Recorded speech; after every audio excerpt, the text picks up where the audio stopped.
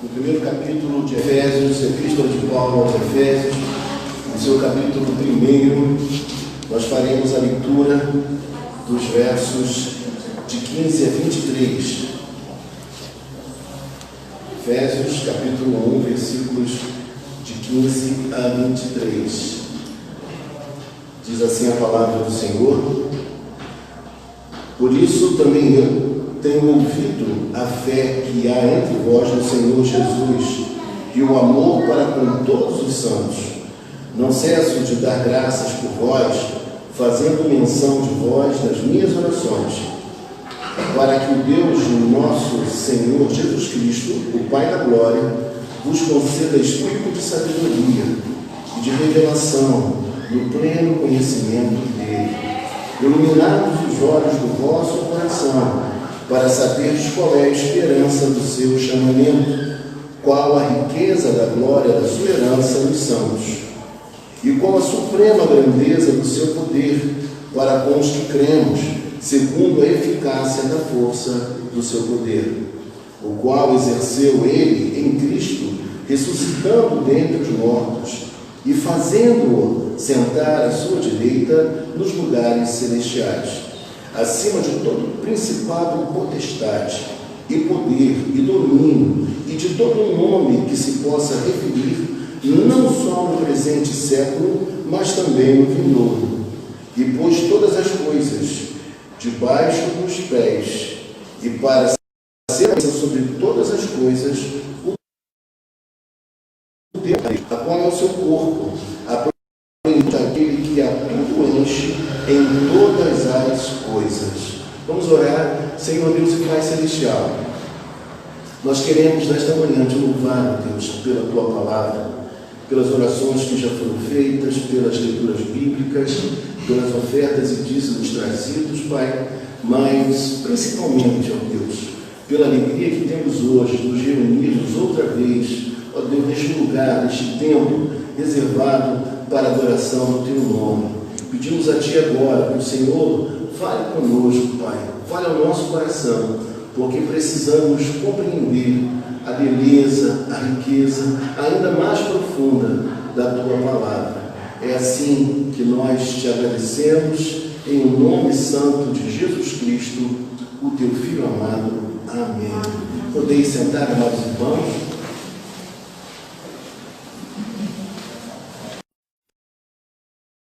Toma consciência da nossa riqueza em Cristo. Tomando consciência da nossa riqueza em Cristo. Este é o título da mensagem de hoje pela manhã. Então eu queria que vocês atentassem para o texto e para aquilo que nós iremos esclarecer na manhã de hoje sobre o texto ora proposto. Eu começaria dizendo a vocês, de forma a informar sobre o conteúdo, que no capítulo 1, dos versos de 1 até o verso 14, o apóstolo Paulo ele vai esclarecer, ele vai informar ainda melhor uma série de doutrinas muito importantes sobre eleição, predestinação.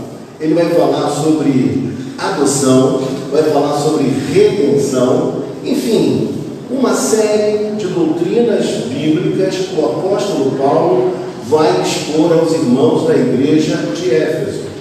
Mas quando chega no capítulo de número 1, versículo 15 até o versículo 23, o apóstolo Paulo vai fazer uma coisa um pouco diferente. Ele já explicou, ele já expôs, mas agora do capítulo 1, versículo 15 ao 23, o que o apóstolo Paulo vai fazer é o seguinte: ele vai trabalhar para que a igreja pudesse tomar consciência do valor, da importância de tudo aquilo que era importantíssimo, que era um divisor de águas entre a vida que eles levavam até então, dentro do paganismo, e agora a nova realidade espiritual em Cristo Jesus.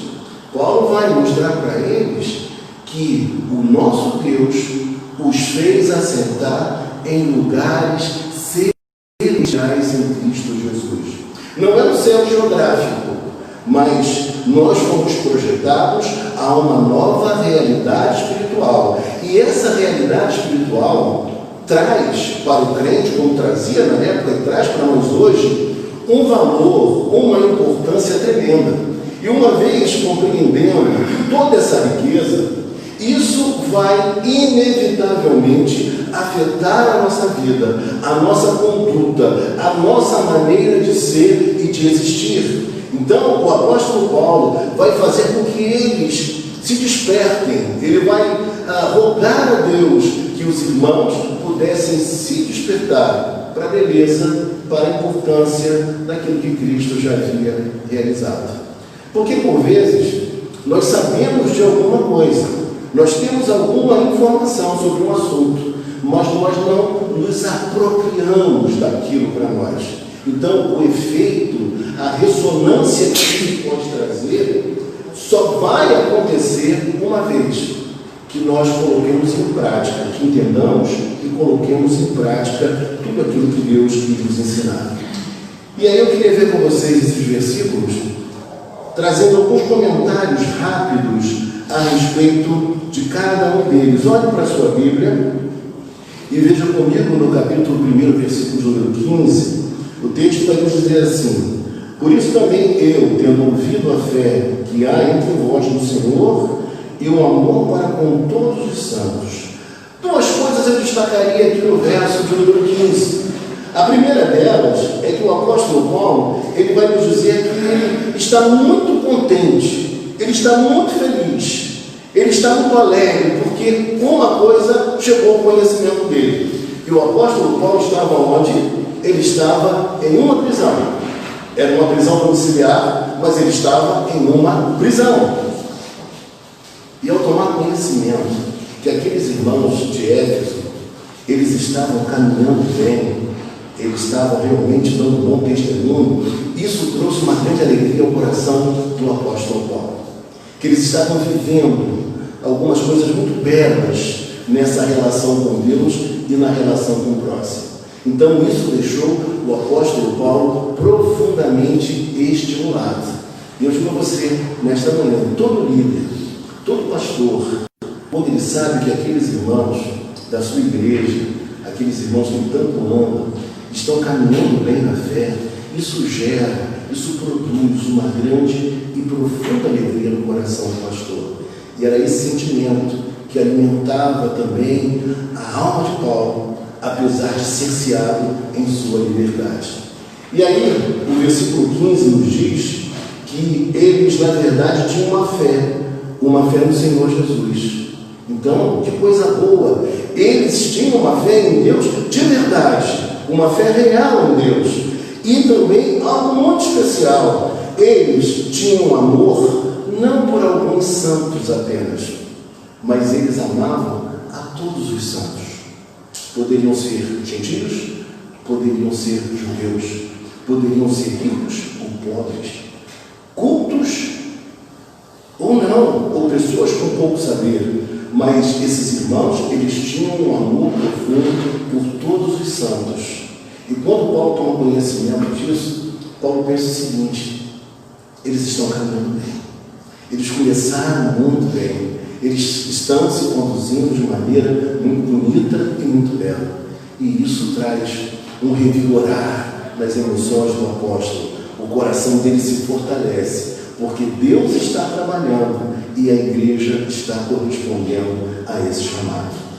E aí o texto vai nos dizer assim no verso 16, algo muito importante também. O texto vai dizer que Paulo, ele faz algo que nós precisamos fazer também na nossa vida diária. O apóstolo Paulo, ele dá graças a Deus, né? É que o texto diz: por eles, pelos crentes, por tudo que chegou ao seu conhecimento. Então, ele chega diante de Deus e dá graças. Ele louva a Deus, ele honra a Deus, porque ele sabia, se aqueles irmãos estavam muito bem, em primeiro lugar, isso se dava porque, de fato, Deus estava operando. Então ele sabia disso, ele tributa a Deus a honra pelo fato daqueles irmãos estarem se encaminhando muito bem na sua espiritualidade. E aí ele diz que, além de dar graças, ele fazia uma outra coisa muito importante. Ele orava por aqueles irmãos. E qual o valor disso, meus irmãos? O valor é que Paulo não apenas dava graças, mas Paulo também orava. O valor disso é que Paulo era um intercessor. Ele não era alguém apenas que pregava a palavra. Ele era alguém que tinha devocionalidade espiritual e intercedia pelos irmãos daquela igreja. E isso é maravilhoso quando você toma conhecimento que o seu próprio líder, o seu pastor, o seu presbítero, que ele ora por você, que ele intercede pela sua vida, que ele está atento às suas necessidades espirituais. Isso traz uma grande alegria em nosso coração, saber que nós temos um líder que ora por nós. Mas eu diria para você também que é bem verdade que para os pastores também, embora isso não tenha diretamente a ver com o texto, mas para os pastores também é muito bom quando nós sabemos que os irmãos não se esquecem de nós em suas orações, que os irmãos estão preocupados, que os irmãos estão orando, intercedendo. E em dias como os nossos, mais do que nunca, nós precisamos saber que nós não somos apenas um número no rol de membros da igreja, que nós somos uma multidão. Nós não somos uma multidão, nós somos uma pessoa. E o pastor conhece a gente, o pastor conhece as nossas demandas, o pastor conhece a nossa história, conhece a nossa família, e ele ora por nós. E o apóstolo Paulo, ele é um líder intercessor, ele ora por aquela igreja, ele tem esse hábito maravilhoso. Mas quando ele ora, há uma coisa muito curiosa aqui. Aqueles irmãos tinham fé e aqueles irmãos tinham amor por todos os santos. Mas já não está bom? Não está maravilhoso já o que esses irmãos estão vivendo? Sim, sim. Mas o apóstolo Paulo ora para que uma coisa aconteça com aqueles irmãos. Que coisa é essa? Vamos ver. Diz assim na sequência: para que o Deus de nosso Senhor Jesus Cristo, Pai da glória, vos conceda espírito de sabedoria e de revelação no pleno conhecimento dele. Paulo, ele está com desejo agora de orar para aqueles irmãos por um motivo específico.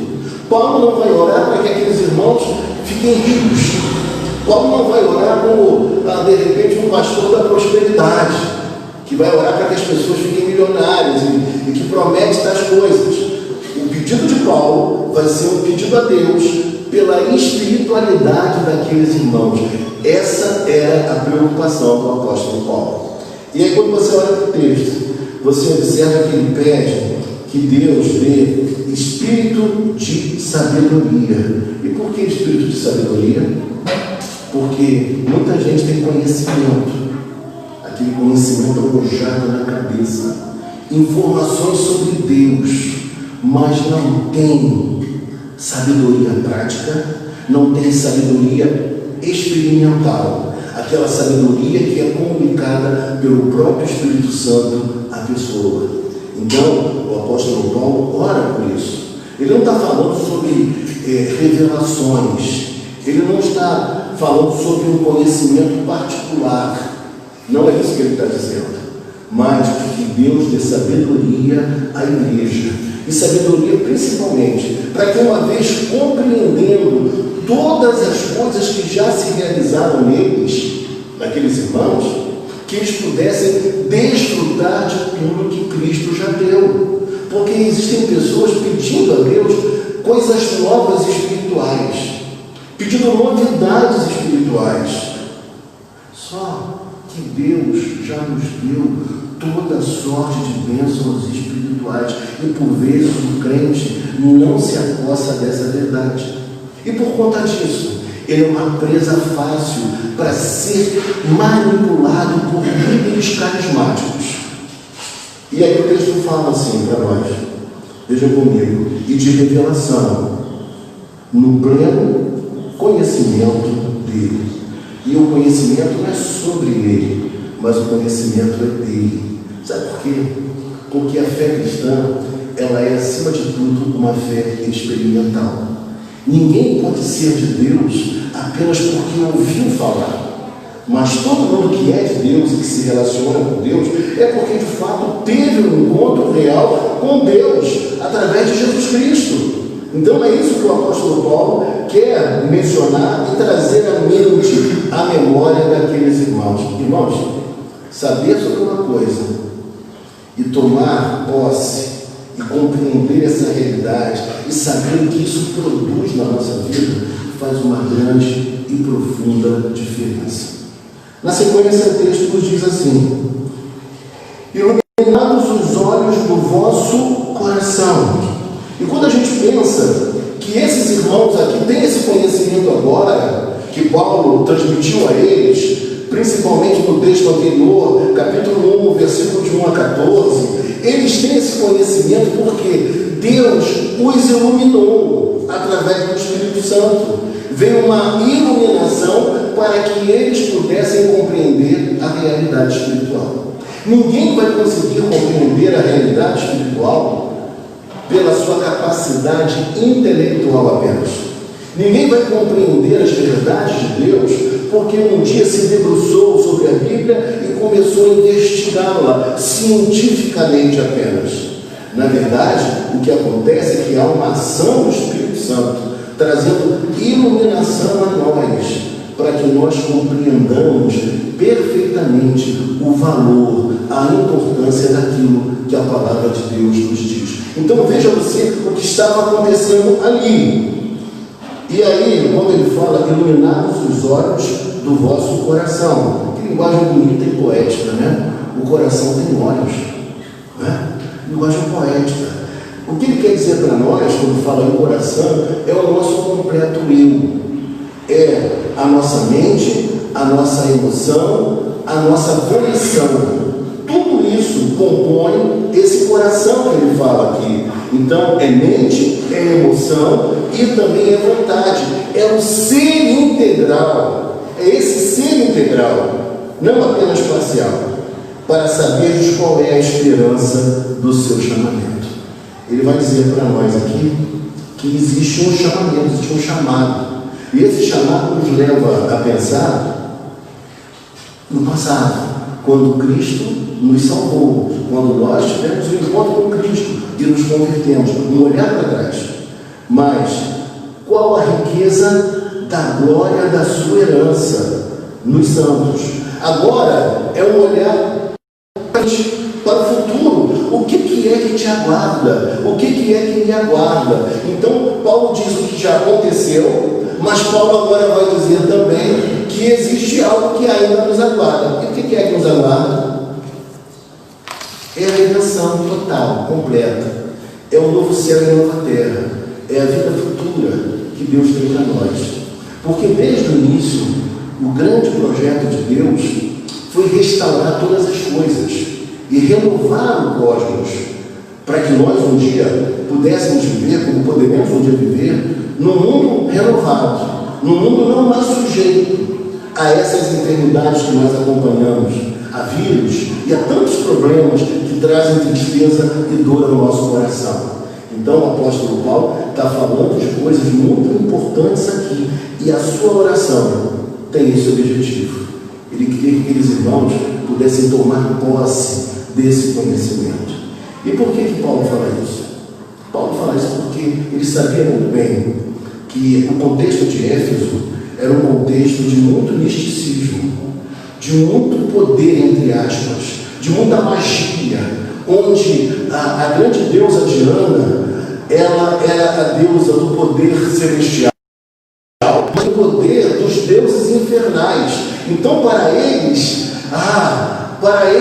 realmente a deusa Diana, ela era poderosa, era poder, uma expressão de poder, um símbolo de poder, de uma divindade, era a deusa Diana. E tudo que acontecia em Éfeso era um centro comercial e espiritual, onde havia muita peregrinação para ir ao templo da deusa Diana. Naquele período, por exemplo, as divindades, os pseudo-deuses, sabe o que eles podiam fazer? Amarrar uma vida, soltar a outra, trazer sorte a alguém, mas também trazer prejuízo a outra pessoa. E nós estamos acostumados muito com isso aqui no Brasil, né? Existem pessoas que fazem trabalho para o mal. A gente sabe disso. Então você vê que a coisa parece que não mudou muito. E Paulo sabia de uma coisa que você também sabe e já deve ter pensado. Aqueles irmãos poderiam estar cogitando o seguinte: eu estou achando que Diana é mais poderosa. Eu estou achando que ela resolve mais os problemas. Porque o que nós queremos é a solução imediata dos nossos problemas. A gente não quer muita conversinha, não.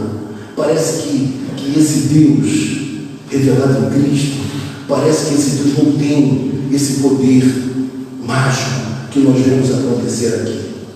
Então Paulo sabia que isso poderia estar acontecendo no coração e na mente daqueles irmãos, como também no pleno século XXI pode estar acontecendo na mente de muitos cristãos aqui. Gente pensando assim: parece que Cristo não adianta. Minha vida está amarrada, as coisas não estão acontecendo. Eu estou com uma tristeza profunda, não consigo me alegrar com nada. Meu Deus, parece que não está adiantando. A enfermidade chegou à minha porta e parece que veio para ficar. O que é isso? Cadê Deus? Onde Deus está? Cadê o meu Deus? São perguntas que ainda hoje as pessoas se fazem. E Paulo sabia que aquilo está passando na mente daqueles irmãos lá de Éfeso. O que Paulo faz? Paulo trabalha todo esse conteúdo já explicado para que aqueles irmãos pudessem se firmar, acreditar, se apegar às verdades de Deus e tomar consciência que não existe poder maior do que o poder de Deus. Amém? E aí, meus irmãos, o texto prossegue nos dizendo, versículo 19: e qual é a suprema grandeza do seu poder para com os que cremos, segundo a eficácia da força do seu poder. Veja que poder aqui é uma palavra recorrente no texto. Sabe por quê? Porque as pessoas de Éfeso, elas estavam acostumadas a ver sinais, prodígios, maravilhas, magia, coisas assim miraculosas, extravagantes. Então a ênfase aqui é no poder, para mostrar que todo o poder reside na pessoa bendita de Jesus Cristo. E aí o texto nos diz ainda assim, Paulo agora vai trabalhar algumas ideias para dizer àqueles irmãos por que eles podiam confiar naquilo que Cristo já realizou e que Deus realizou em Cristo. Veja comigo, o texto diz assim para nós, versículo 20: o qual exerceu ele em Cristo, ressuscitando dentre os mortos. Primeira coisa que Paulo está dizendo aqui, Paulo vai falar assim: olha só, não creio nessas divindades que vocês veem em Éfeso, porque o Deus de Jesus Cristo, Deus Pai, ele ressuscitou a Jesus Cristo. E quem é que ressuscita alguém? Existe coisa maior do que a ressurreição de alguém que já morreu? Existe alegria maior do que saber que um dia nós nos reencontraremos no novo céu e numa nova terra? Não existe. Poder ver outra vez aquele ente querido que se foi, isso é maravilhoso, isso é extraordinário. Então, Paulo está dizendo assim: olha, o primeiro motivo que eu apresento a vocês, para que vocês continuem a acreditar em tudo que eu já falei e rompam por completo com essas coisas estranhas que acontecem em Éfeso, é o fato de Cristo ter ressuscitado. E quando ele ressuscita, um novo tempo se inaugura para todos nós que somos cristãos. A realidade, ela é alterada drasticamente. Ele ressuscitou, e com a sua ressurreição, outras coisas maravilhosas também foram acontecendo. E veja comigo aqui o texto: ressuscitando dentre os mortos e fazendo sentar à sua direita nos lugares celestiais. Ele sentou-se no lugar de honra, à direita. Ele sentou-se, sobretudo, num lugar de autoridade. Paulo está dizendo assim: olha, ele tem toda a autoridade, ele tem todo o poder, é nele que vocês devem confiar. Eu diria para você, em pleno século XXI, continua sendo nele que nós devemos depositar a nossa fé, a nossa esperança e a nossa confiança. Ele ressuscitou. E além da ressurreição espiritual, vai chegar um momento em que nós também ressuscitaremos e viveremos a realidade de um cosmos completamente renovado. Uma nova realidade há de se inaugurar. E Deus está fazendo isso em Cristo. E é isso que Paulo quer que fique bem latente na mente daqueles irmãos. E olha para a Bíblia agora, quando o texto diz assim, versículo 21, acima de todo principado e potestade. Paulo está falando assim, olha, acima desses poderes ali, entre aspas, dessas divindades que se adora em Éfeso, acima de todo poder constituído, acima de reis, acima de autoridades humanas, ele, na verdade, está acima de todos eles. O seu lugar é um lugar insuperável. E o texto diz, e potestade, e poder, e domínio, e de todo nome que se possa referir, não só no presente século, mas também no vindouro. Paulo traz aqui mais um motivo para que eles tivessem toda confiança em Jesus Cristo. Toda confiança, porque Jesus Cristo, ele está assentado num lugar todo especial. E que todo poder, seja humano, seja espiritual, todo esse poder está abaixo. Ele tem supremacia sobre todo o poder. E aí no versículo seguinte, ele vai nos dizer, e pôs todas as coisas debaixo dos seus pés, e para ser o cabeça sobre todas as coisas, o deu à igreja. Primeira coisa que eu chamaria para você aqui, atenção. Primeira coisa que eu diria para você, que ele é e continua sendo e sempre será o governante absoluto sobre toda a criação e sobre a igreja. Por isso que o texto diz para nós que ele é o cabeça, ou seja, é ele quem dirige, é ele quem conduz toda a criação e também a sua própria igreja. E diz mais o texto ainda, e para ser o cabeça de todas as coisas, do cosmos, de tudo que foi criado, o deu à igreja, a qual é seu corpo. E quando a gente pensa no corpo, a gente pensa em braços, em pernas, não é? Então ele é aquele que conduz, é aquele que direciona, é aquele que está presente, conduzindo, dirigindo, sustentando a igreja. Ele é esse. E o que é mais interessante, o texto está dizendo que ele vai se expressar e vai executar essa transformação, essa renovação no planeta, no cosmos, nas vidas, nas pessoas, através da igreja. Então veja que o seu papel, o meu papel, como também dos irmãos de Éfeso, era um papel de suma importância, porque eles seriam os instrumentos de Cristo, de Deus, para levar o conhecimento dele às demais pessoas. Irmãos, essas coisas que nós estamos falando aqui parecem muito simples, parecem muito singelas, as verdades aqui expostas. Mas eu vou dizer para você uma coisa nesta hora. A grande maioria das pessoas desconhece isso. Eu diria para você nesta hora, muitos crentes só agem como agem, só pedem o que pedem, só ficam confusos como ficam, e vivem atrás de bênçãos e mais bênçãos espirituais, de prosperidade atrás de prosperidade, por um único motivo, porque eles não compreenderam ainda o lugar onde eles estão assentados. Eles não compreenderam ainda qual o estágio espiritual que eles estão agora. Eles não atentaram para o seu papel em Cristo Jesus, de glorificar o seu nome, de levar a sua mensagem, de salgar, de temperar o ambiente onde eles estão, porque são instrumentos de Cristo.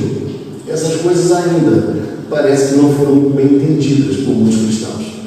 Por isso, às vezes, um abatimento crônico, Por isso, às vezes, uma tristeza, uma falta de ânimo, quando na verdade a Bíblia mostra para nós que nós somos mais do que vencedores, que nós estamos assentados em celestiais, que nada tem poder contra nós, que até mesmo a morte foi superada por Cristo. E se Cristo superou a morte, nós também superaremos, nós ressuscitaremos. Ou seja, para nós a vida não acaba, nós temos esperança, e a nossa esperança é momentânea, através de uma bênção aqui, uma bênção lá. Nós temos o próprio Deus que é o abençoador, que através do Espírito Santo, Ele comunicou a nós bênçãos espirituais, e que são bênçãos que nos dão uma condição de viver a nossa vida com excelência. É isso que Paulo está dizendo para aquela gente. Vocês começaram muito bem, vocês têm fé em Deus, vocês têm amor a todos os irmãos, isso é maravilhoso, mas vocês precisam se apropriar das verdades espirituais, para que vocês vivam uma vida com estabilidade espiritual. E aí, para a gente finalizar, o texto nos diz assim: a qual é o seu corpo, a plenitude daquele que a tudo enche em todas as coisas. Ele está enchendo a igreja com o seu Espírito. Ele está enchendo a igreja e também a criação. Ele está renovando a criação com a sua glória, com o seu poder. É isso que Ele está fazendo aqui. Por isso, nesta manhã, o que nós queremos falar ao final, para nós orarmos, é que a igreja, ela precisa lembrar de um fato. Nós já conhecemos as doutrinas de Deus, nós já temos informação a respeito delas, mas nós precisamos agora fazer uma outra coisa: nos conscientizarmos do valor, da importância delas. E uma vez fazendo isso, nós atentaremos para a riqueza que Ele já inseriu em nós, que Ele já colocou em nós. Nós não precisamos viver por aí, atrás de emoções e mais emoções, do precisar sentir alguma coisa muito nova, porque Ele já fez todas estas coisas por mim e por você. Ele nos elegeu, nos escolheu em Cristo antes da fundação do mundo. Ele perdoou os nossos pecados, e que é uma grande prova do seu amor para conosco. Romanos 5:8, mas Deus prova o seu próprio amor para conosco pelo fato de ter Cristo morrido por nós, sendo nós ainda pecadores. Ele perdoou os nossos pecados. E quem já carregou o peso do pecado sabe como é difícil, e sabe que há uma alegria tremenda quando você se sente perdoado por Deus. É algo maravilhoso. Ele nos fez assentar em lugares celestiais. Ele nos chamou para sermos construtores de um novo tempo, para sermos instrumentos seus no mundo, na sociedade, em casa, na escola, por onde quer que nós passemos. E agora, diante de tanta riqueza, Ele vai dizer: e qual é a garantia disso tudo que eu estou dizendo? Em primeiro lugar, porque Cristo ressuscitou. Em segundo lugar, porque Deus o fez assentar-se nos lugares celestiais. A igreja podia confiar, porque Ele ressuscitou e porque Ele está assentado em lugares celestiais. E em terceiro lugar, por que a igreja podia confiar? E que tudo seria mais forte, mais coerente do que os ensinos de Éfeso, os ensinos dos pagãos, o culto pagão de Éfeso. O terceiro motivo é porque o próprio Deus o deu à igreja, para Ele ser o cabeça da igreja. O seu poder está com a igreja. Ele compartilha desse poder. E esse poder, ele é levado ao mundo através de mim e através de você. Então Paulo está dizendo: olha, vocês não têm por que duvidar, porque o que Deus fez em Cristo na vida de cada um de vocês, ninguém pode roubar, ninguém pode tirar. Então a única coisa que vocês têm a fazer agora é continuar caminhando segundo esses ensinos que são tão ricos, que fazem toda a diferença na vida de todo aquele que crê, apesar das lutas, dos problemas, das enfermidades, das crises, tudo aquilo de ruim que possa vir a acontecer. Mas nós sabemos que Deus é conosco e que sempre Ele nos conduz em vitória. Nós queremos orar, e eu quero fazer a mesma oração do apóstolo Paulo, porque quando alguém, conhecendo a palavra de Deus, não se apropria dessa riqueza que aqui o apóstolo Paulo trouxe para nós, ela precisa dessa oração. A oração para que Deus abra o seu entendimento espiritual sobre a riqueza, o valor, a importância do que Deus fez em Cristo na minha vida e na sua vida. Muito mais do que pedir por bênçãos materiais ou por coisas nobres. O que nós temos que pedir é para que Deus abra o nosso entendimento, abra o nosso coração, para que todas essas verdades façam sentido na minha vida, na sua vida, e assim afete a nossa conduta, a nossa maneira de ser e de existir.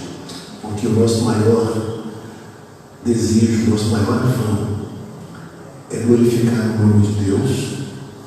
O nosso maior afã é glorificar com a nossa vida o nome da Trindade bendita, do Pai, do Filho e do Espírito Santo.